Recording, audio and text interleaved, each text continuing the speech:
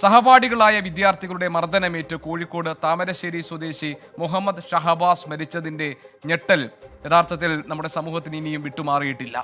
മർദ്ദനത്തിന് ഉപയോഗിച്ച നഞ്ചക്ക് ഉൾപ്പെടെയുള്ള തെളിവുകൾ ഇന്ന് കോടതിയിൽ ഹാജരാക്കി. സമര പരമ്പരകൾക്കിടെ പ്രതികളായ 5 വിദ്യാർത്ഥികൾ SSLC പരീക്ഷ എഴുതി.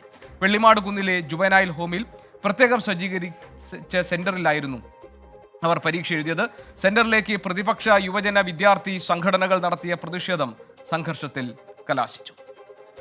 ഒന്നാം പ്രതിയുടെ വീട്ടിൽ നിന്നും കണ്ടെത്തിയ നഞ്ചക്കും മറ്റു പ്രതികളുടെ മാതാപിതാക്കളിൽ നിന്നും പിടിച്ചെടുത്ത 4 മൊബൈൽ ഫോണും ഒരു ലാപ്ടോപ്പും അടക്കമാണ് കോടതിയിൽ ഹാജരാക്കിയത്. താമരശ്ശേരി ഫസ്റ്റ് ക്ലാസ് മജിസ്ട്രേറ്റ് കോടതിയിലാണ് ഇവ ഹാജരാക്കിയത്.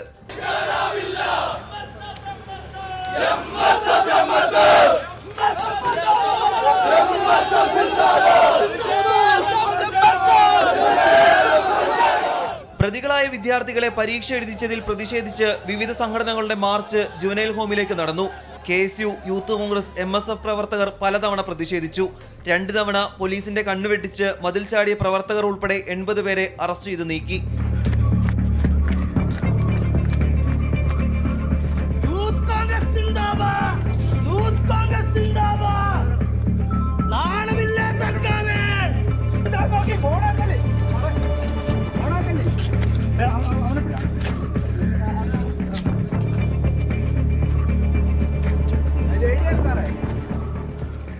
ഇന്നത്തെ പരീക്ഷ പൂർത്തിയാക്കി 11:15 വിദ്യാഭ്യാസ വകുപ്പ് ഉദ്യോഗസ്ഥർ മടങ്ങി.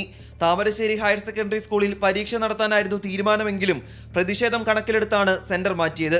ഒരു കേസിലെ പ്രതി അയാൾക്ക് മുൻ ക്രിമിനൽ പശ്ചാത്തലം ഉണ്ടെങ്കിൽ പോലും പുതിയതായിട്ട് ഉണ്ടാക്കുന്ന കേസിലേക്ക് അത് പരിഗണിക്കരുതെന്നാണ്. എന്നിരുന്നാലും ഉണ്ടെങ്കിൽ അയാളുടെ ഈ കേസിലേക്ക് തെളിവുകൾ എന്തെങ്കിലും ഉണ്ടെങ്കിൽ എടുക്കാൻ ഉപകരിക്കുന്നത് എടുക്കുക. ഒന്നാം പ്രതിയുടെ പിതാവിന് ക്രിമിനൽ പശ്ചാത്തലം ഉണ്ടെങ്കിലും ഷഹബാസിന്റെ കൊലപാതകത്തിൽ പങ്കെടുത്തതിന് തെളിവുകൾ കണ്ടെത്താനായിട്ടില്ലെന്ന് റൂറൽ SP KE ബൈജു പറഞ്ഞു.